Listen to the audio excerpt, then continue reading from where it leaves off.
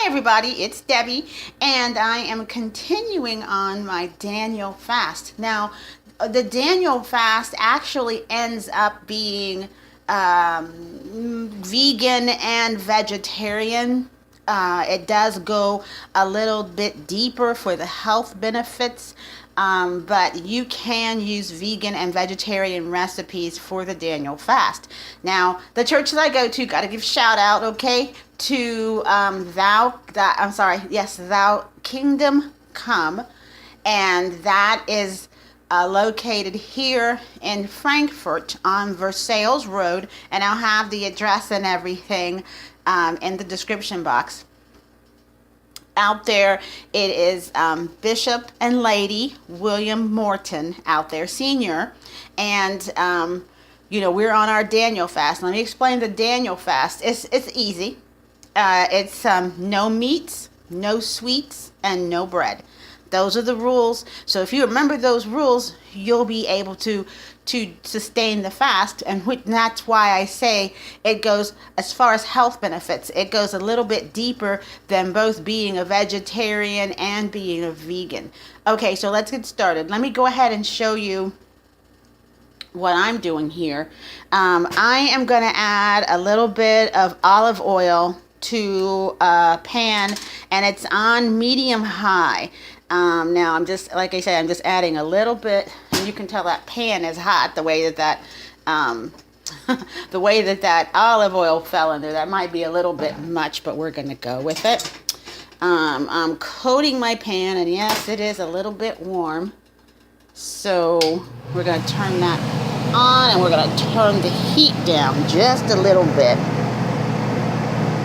Okay, I'm going to give it a chance to cool.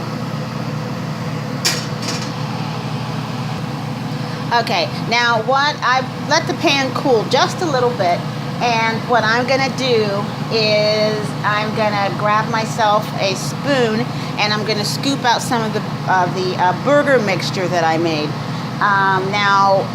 Just 1 second.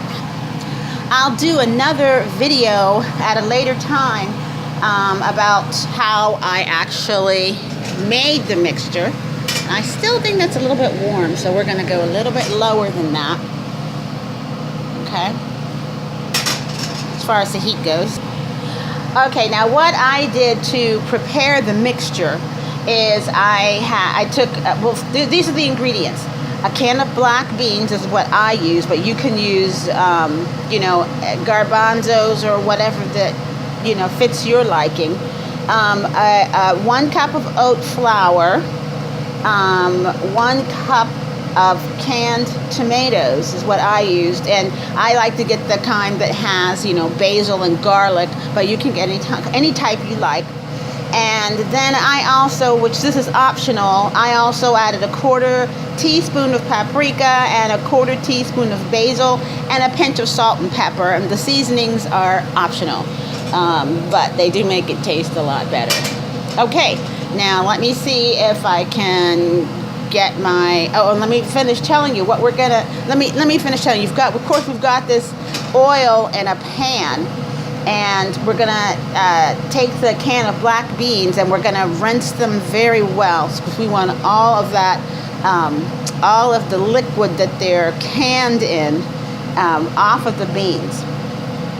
Now you can take the beans and you can put them into a food processor and blitz them. You can leave them chunky, or you can smooth them out. It's up to you. And even if they're chunky, it's not a big deal, or if they're smooth, it's not a big deal, because this will still work. And then you want to put, after you finish blitzing, you want to put that in a bowl, probably a large bowl, and then you want to add your oat flour, and you want to add your canned tomatoes.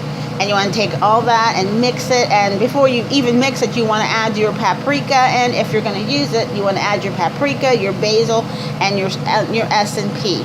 Okay, mix all that up, and let's get ready to go ahead and put this into the fry pan.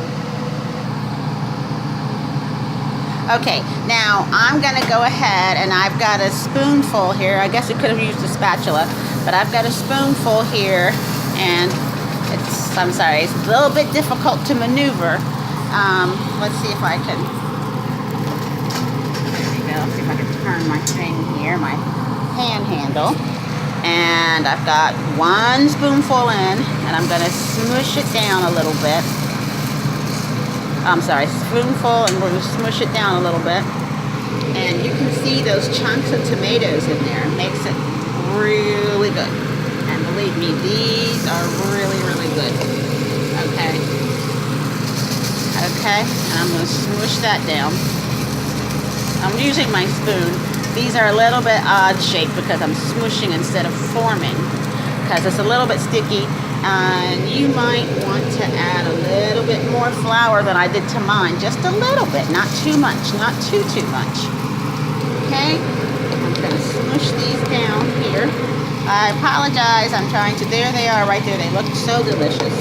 Okay, and I'm going to get a little bit more here. Okay, and I'm going to smush that down again.